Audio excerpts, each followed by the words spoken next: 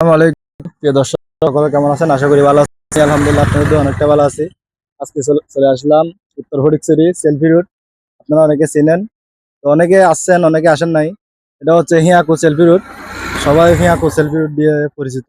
এখানে আমার একটা দর্শক ভাইকে পাইছি আজকে অনেকদিন পর। যাই হোক, আমার কাছে আজকে কিছু জিজ্ঞাসা করব।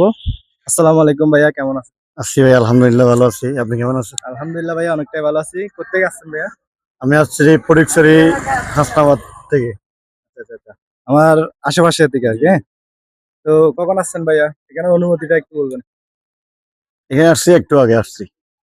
কেমন লাগতেছে এখানে? আছি আলহামদুলিল্লাহ ভালো আছি, ভালো লাগতেছে এখানে। আসলে কি বলবো, আল্লাহর এক অশেষ রহমত।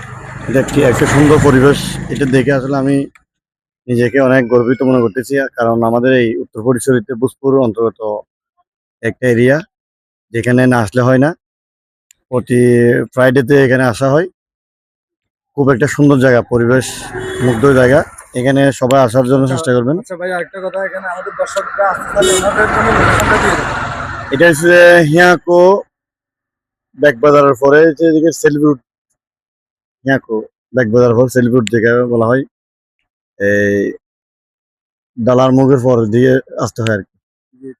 অসংখ্য ধন্যবাদ আপনাকে ভাইয়া। তো সবাই ভালো থাকবেন, সুস্থ থাকবেন। আমাদের একটা পেজ আছে, এমডি রাসেল, এমডি রাসেল উদ্দিন আর রাসেল ভাই।